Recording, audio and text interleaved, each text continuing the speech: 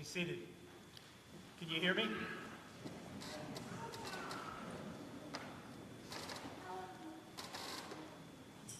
I wanted to just give a very brief introduction of myself. I want to thank Liv for introducing me to all of you. And I'll keep this short, but I came to this diocese in 1998, February of 1998, and that was to serve as the rector of St. Francis Church in Holden, where I stayed for about 15 years. And at the time, the Reverend Jim Monroe was your rector, but he was just in the process of leaving. So those of you who have been around a long time, that gives you some sense of that. And then about 15 years later, when our last bishop-elect was elected, Doug Fisher, he asked if I'd serve as his canon to the ordinary, and I said yes to that. So I left and worked for about 12 years as canon to the ordinary. I got a call one day from the Reverend Kat Munns, and she was going to be retiring, and I worked with. So some of you are old familiar faces. We've all gotten a little bit older since then, but I worked with the Profile Committee and the Search Committee and the Vestry through the pandemic, so we had a delay, right, Barbara? And but that was a joy. So I was here the Sunday after Kat left, and one of the young people came up to me and said, "Are you our new minister?" And I said, no, that's going to be a while, but that's the first time I was in this space. And then I was here when Reverend Anna was welcomed into the Episcopal Church and then celebrated a new ministry with you. So I'm really glad to be with you in this season, and pray for Anna in this time of clergy renewal. I know she's worked hard. I know she's a great priest, and I know you know that. So I'm here. The hardest part, I've been in a lot. When I worked for the bishop, I was in pretty much every congregation over that time. But climbing these stairs in vestments, tethering my microphone here.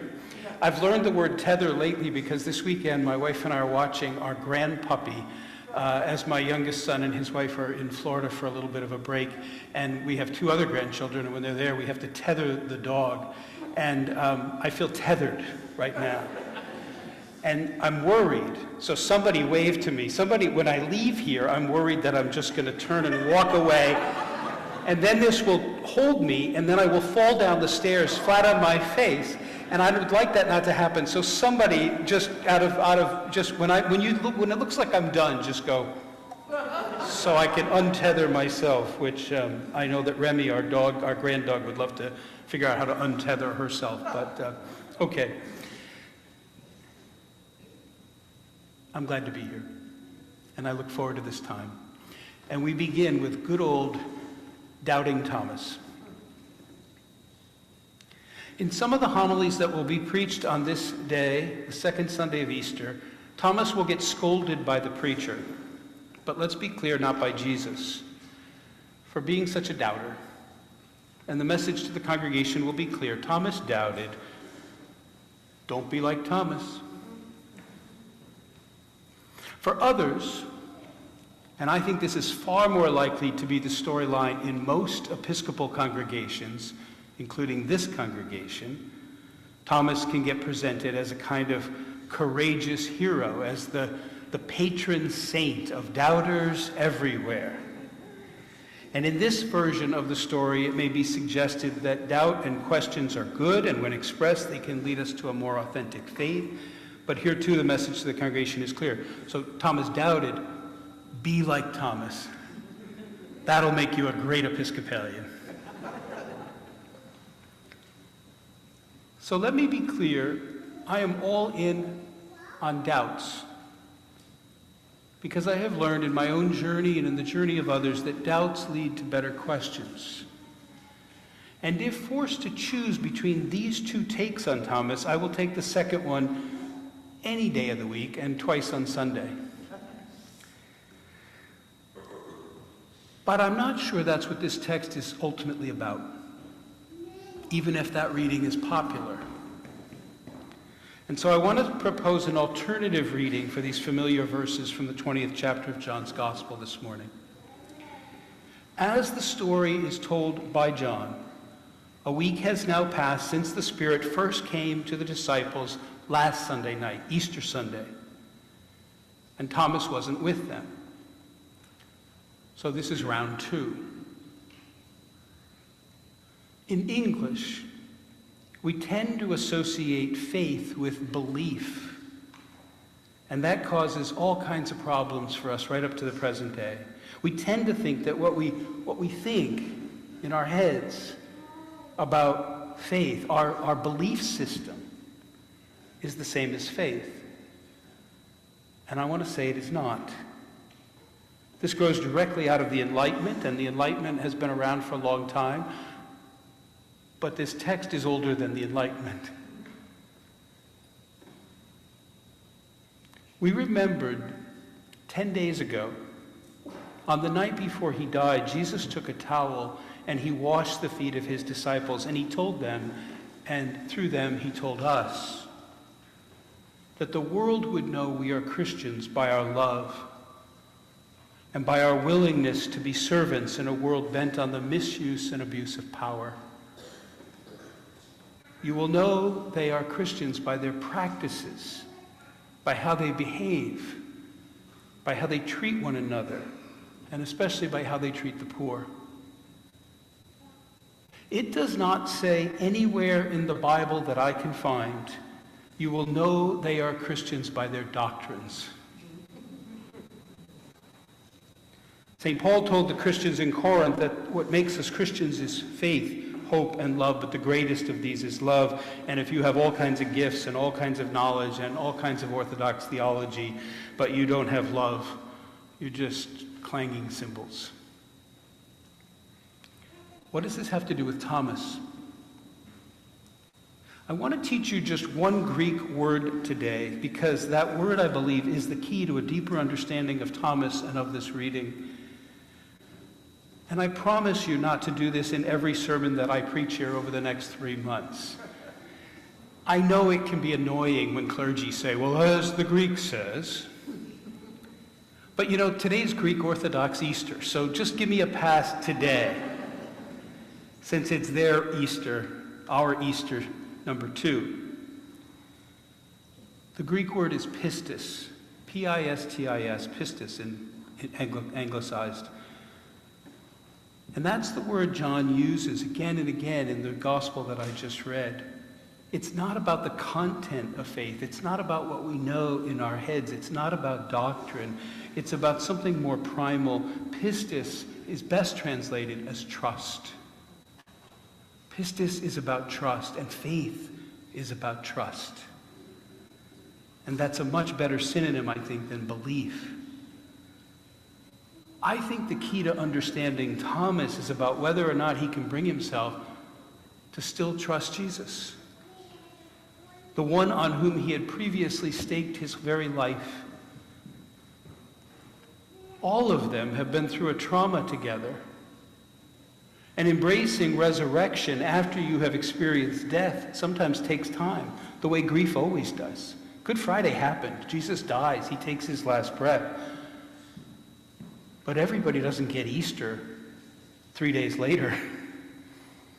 And sometimes we struggle our whole lifetimes with that. They believed, Thomas believed, Jesus was the one, the Messiah, the Son of the living God. And then he went and got himself killed. Thomas is not struggling with his doctrine of the resurrection. Thomas is not asking, as far as I can tell, does God still exist? Thomas is wondering, can I still trust the God that was revealed in the life of my friend Jesus? Thomas is struggling with grief and disappointment and fear. John gives us 2 little vignettes from Thomas on 2 previous occasions in his gospel, and it may be helpful to remember those 2 other times to get a sense of who this person is. In the 11th chapter of John, when Jesus decides to go back to Judea to raise Lazarus, even though it's clear at that point that the authorities are out to get Jesus, it's Thomas who says to the other disciples, let us go with him that we may die with him. Thomas is clear that he's willing to follow Jesus even to death, to stand in solidarity, to become a martyr if necessary. But the Easter question before us today is a harder one. Is he willing to embrace the life, the new life that Jesus offers, the risen Christ offers us? Is he willing to live for Christ? But to get there requires a renewed sense of trust. And then another great Thomas moment in the 14th chapter of John. Jesus is talking about his impending death, and he's telling the disciples, don't let your hearts be troubled. It'll be okay. But their hearts are troubled. He tells them that it's going to be all right because he is going to prepare a place for them, and that in God's house there are many dwelling places. And then Jesus says, and you know the way where I am going. You remember this? You know. And that's when good old Thomas pipes up and asks the question all the disciples are thinking.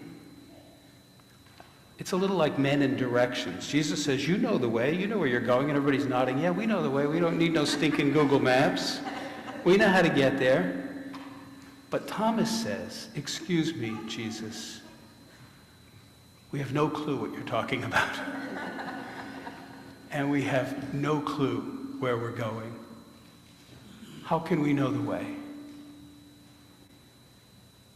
And that's when Jesus tells his disciples, keep your eyes on me. Don't lose sight of me, because I will get you there. I am the way, I am the truth, I am the life. It's not a threat to unbelievers. It's encouragement to people who want to put their trust in Jesus.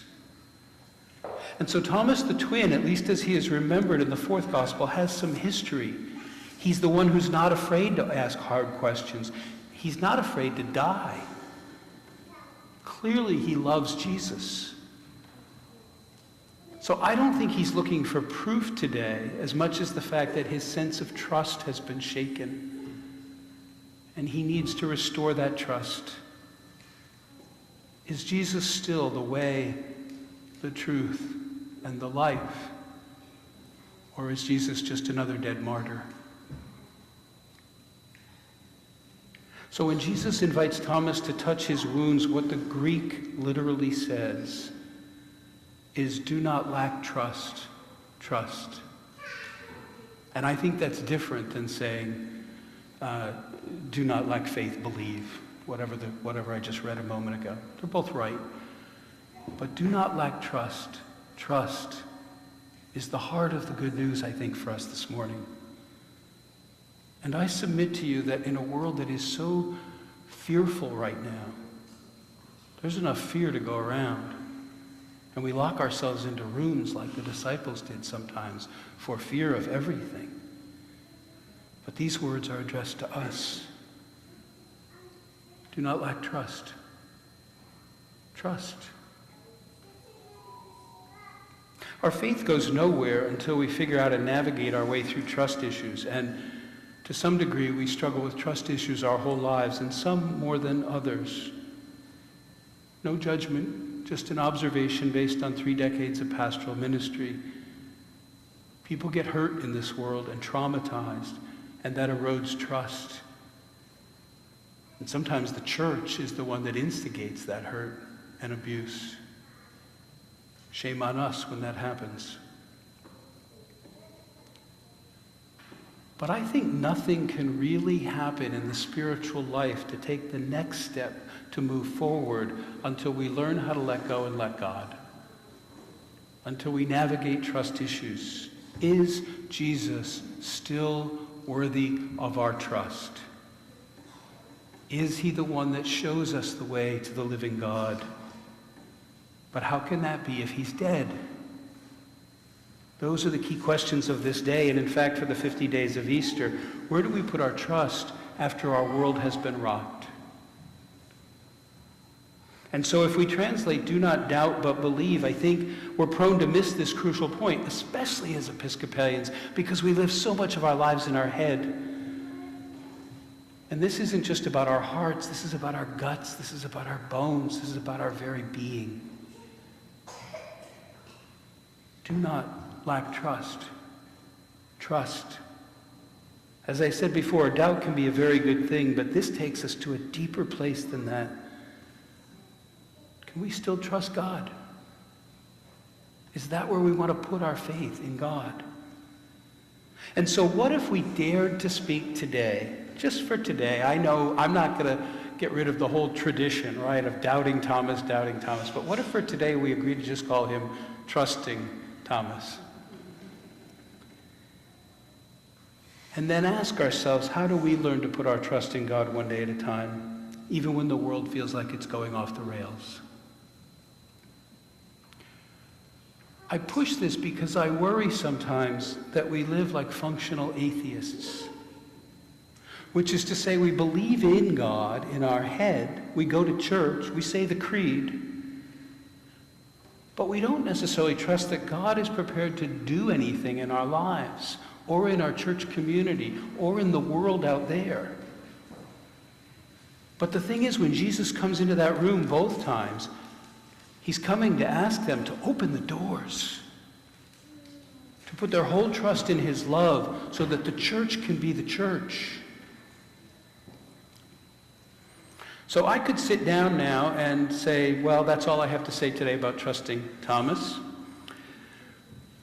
And don't forget that beginning time was just intro. That didn't count off my sermon time. But even so, you will learn I was raised in the tradition and ordained initially in the United Methodist Church tradition, and they preach longer. So just please bear with me a couple more minutes. I've been talking about Thomas, but let's go back 1 week and backtrack to last Sunday night when Jesus first appeared in that room and saw the other 10 disciples. And as we heard today, Thomas wasn't there. Maybe he went out to get coffee because, as everybody knows, grieving people need to drink lots of coffee. What I want you to notice is this. The doors are still closed. A week later, the doors are still shut because they are still frightened. They had the experience, but they missed the meaning. They just were nodding, but they didn't do anything differently. And when Jesus comes back the second time and Thomas is there, Thomas is not only articulating his own needs, but he's helping the community to articulate its needs.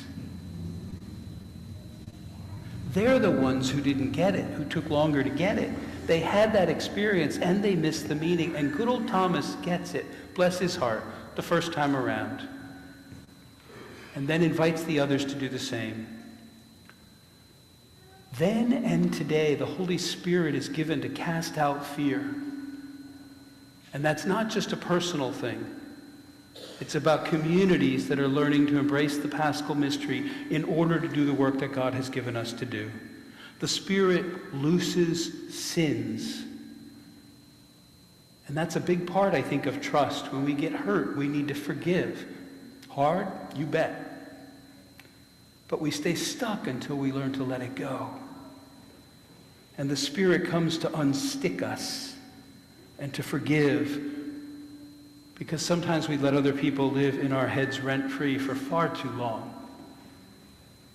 The Spirit casts out fear to make room for faith, hope, and love. The Spirit comes to empower and to equip us for mission, and that means opening doors so people can come in those doors with all of their questions and their doubts and their confusion and their fear. And so that at the end of this worship, we can go out and tell the world the good news together.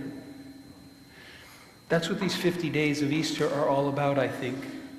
An invitation to open the doors and to do the work of ministry and to put our trust in the risen Christ and to head back to the streets and to fling the doors wide open and roll away all of the obstacles that keep us entombed. We gather here. It takes at least 50 days of Easter to figure out what we believe. But it takes even longer for us to continue to be invited into a posture of trusting God. Because we don't get to be God. God gets to be God. And so we leave here today and every week, and the service begins. And I say to you, siblings in Christ, do not lack trust. Trust.